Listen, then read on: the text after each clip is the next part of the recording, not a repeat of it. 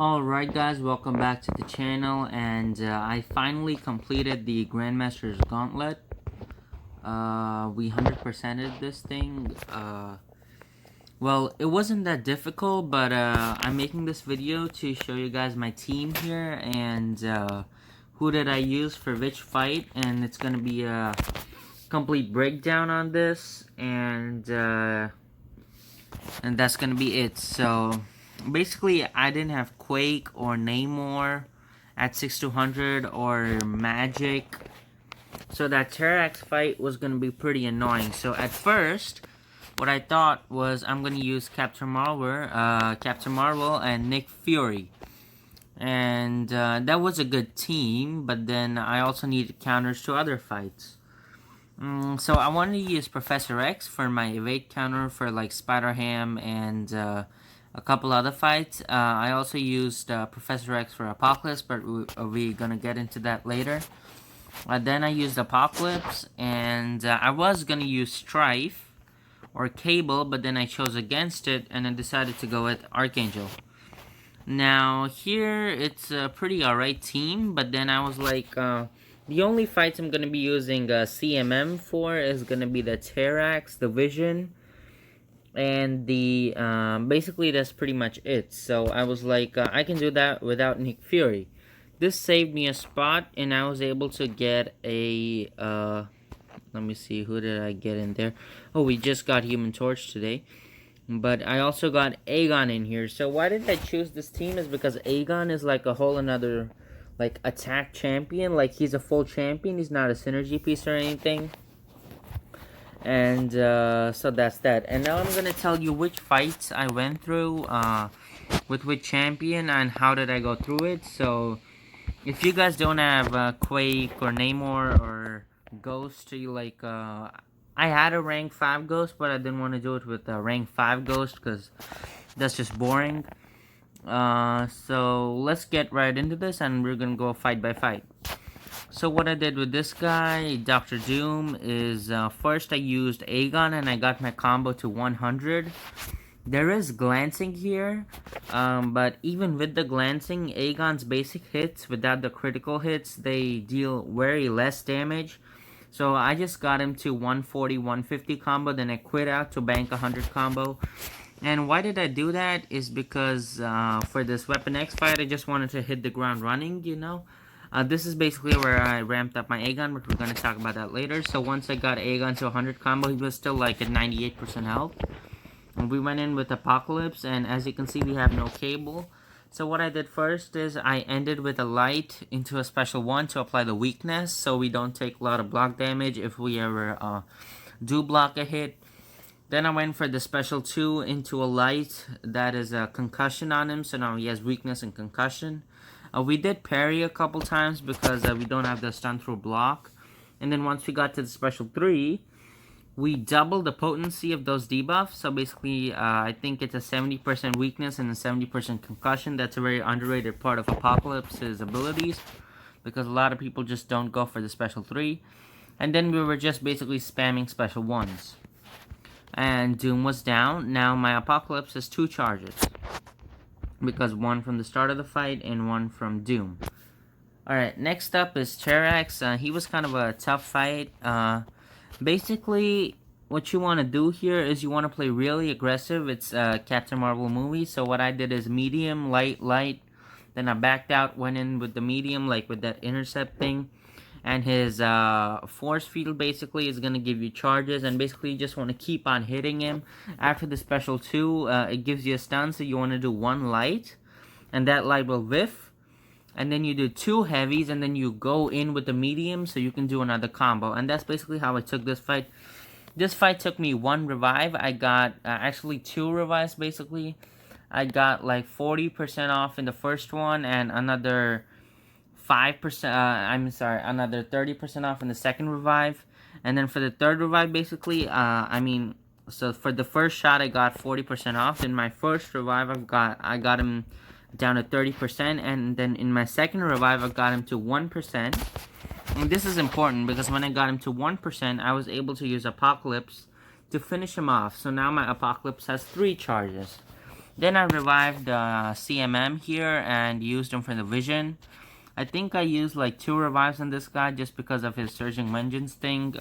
It would have just been 1 revive, but in one of those fights he got synthesis at the wrong time. And then he just went to a special 3. So that was alright. This actually, section 1 was the hardest section there is. After that they just keep getting easier, trust me, really. Here actually Apocalypse was at 3 charges, so I did have to do a couple of specials more than I should have, but he gains Disorient immunity after 8 seconds. So basically this was just mostly parry heavy fight. I did use a couple specials, but basically parry heavy with this guy and you're golden. Next up is Spider-Ham here. For Spider-Ham, Professor X is the best counter to this guy. The taunt is just going to keep your willpower healing up, and you're pretty much going to be a max power, and basically he might just apply a couple of power stings to you. I don't think he can, but I think I got 1 power sting on me, but then it fall off. So once the power sting falls off, just go for your special 3, special 2 cycle. Even if you don't do the specials and just do the heavies, he's a very easy fight because on his parries, Professor X just takes like 80 or 90 damage on parries. So they're pretty much great parries. And with the willpower healing from his taunt, you're basically going to be at full health. I ended with a full yellow bar. This Weapon X fight, actually, if I'm being honest, it took me 4 revives to ramp up Aegon. And this is because I just played like an idiot. Like, I got, like, in one fight, I got 300 combo. And then Aegon was a 500 combo, and then I got hit and lost all that combo. So my tip here is going to be just bank like 200, 250 combos with Aegon if you are feeling shaky, if you feel like you're about to get hit, if you're kind of lagging. Just get that combo up. Using a couple revives and getting a good combo is better than using like 10 revives and getting no combo up. Right, so here I think I got my Aegon to 600. Basically, how you want to do this fight with Aegon is when he throws his first special 1, first you'll hit him, you'll get him to 15 charges of his Berserk charges, and then he goes into his Rage mode. When he uses his special 1, he's going to get unstoppable for like 4 seconds or something. And then you just want to back off at that time. He's going to be unblockable. So then once that unstoppable falls off, what I did is I charged the heavy. You know Aegon's heavy trick where he goes unstoppable. And I charged the heavy and I landed the heavy. And then I went in right with the medium attack. So I just, the moment he got knocked down, I went in with a medium attack. That medium attack connected. And then he just plays really aggressive. So at this time now, after I finish that combo, he's going to be at 1 bar of power. He's going to throw that special, and then he's going to be pretty close to his corner. So basically, you just want to do medium, light, light, light, backdraft, medium, light, light, light, light kind of thing. And it's pretty simple, really. It's a straightforward fight. And once that is over, we have Thing. Now, Thing is really annoying. There are 2 options for this thing. One is Apocalypse and one is Aegon. Apocalypse is basically you want to do a lot of parry heavies with Apocalypse, but like that's doable, yes. But like if you don't want to do the parry heavy with Apocalypse, Aegon above 500 combo, he's gonna shred the Thing fight. The Thing fight is no problem with Aegon or Apocalypse. It's just slower with Apocalypse. This Korg actually was really annoying for me because basically what is noted is that Flux Dispersal, and every time you hit him, he's gonna gain block penetration. So basically after he gets like, after you hit him 15 times, you can't really block much. Maybe a parry for a last case, like last resort, but you really don't want to be relying on your block. Professor X is pretty good here, basically.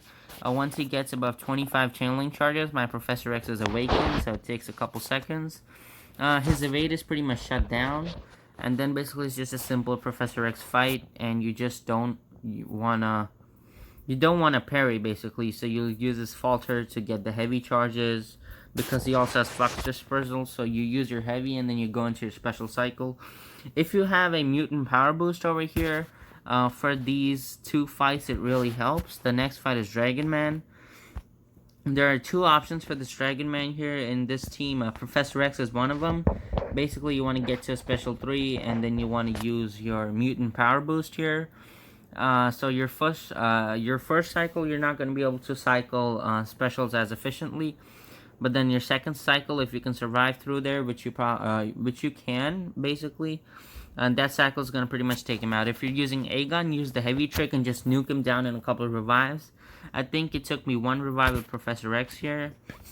This one, basically, this is actually a pretty tricky fight, this Black Panther. At the start of the fight, he gets this arc overload thing. So you want to back off for 6 seconds, and the second his armor up from the arc overload goes off, you want to parry heavy, and then you just want to keep parrying and heavying with Archangel, get those neurotoxins up, and if you can, just block a special one, because that's kind of the place where you can get pinched. I think it took me 1 revive here. I got 70% off in the first revive, and then just finished him off in the second revive. If you wanna, like, horseman up Archangel here, it's fine. If you don't, it's perfectly okay. I did it without the horseman, so it worked out pretty good. Next up, we go here. This is pretty much the easiest section here. Despite what people say about Mojo and Abomination, they're both really easy fights, and we're gonna be seeing that right now. Here we have this guy, Nightcrawler. He's pretty much basic Nightcrawler, just parry heavy or hit him while he's stunned. I used Professor X here. I didn't have a mutant power boost here, but Professor X pretty much shuts down evade, so basically gets his special 3, uses special 2. Just a normal Professor X fight here. Spider-Gwen. Basically, you don't want to stun her. So even with Apocalypse light stun, you don't want to do that. Like, if you do his light stun, you just don't want to hit her afterwards. So this fight was pretty simple. What I did here, I used Apocalypse to build up my... No, wait. I'm going to tell you what I did here. First, I had my Archangel at like 10% health. So I used Apocalypse to Horseman up my Archangel here. And once I got my Archangel up to a Horseman, basically, now we went in with Archangel and we killed off Archangel. Then we went in with Apocalypse and we took out this fight. Basically, use your lights so you can build up your evade, bypass evade chances. Now, Apocalypse after this fight is at 2 charges, and then when you go into the Domino fight, he's going to be back at 4 charges. So now you have a Horseman Archangel, and you have a Apocalypse with 4 charges. So this Domino is pretty simple actually with Matador. Basically just bait special 1s, use your special 1, use your special 2. With Apocalypse can solo this fight easily. It's no big deal. Mojo here, I know people were complaining about Mojo. He really is a simple fight with Archangel. You just want to do parry heavy. Actually, it took me 1 revive here, which was totally stupid because... basically, why I needed my revive is because I had 10 neurotoxins on him, pretty much for a long amount of the fight. And they all fell off at, like, 3 seconds. Like, they fell off pretty much, like, really close to each other. So... he was like stunned, and then he was stunned, and then he was stunned, and all his neurons fell off, and I was using my heavies.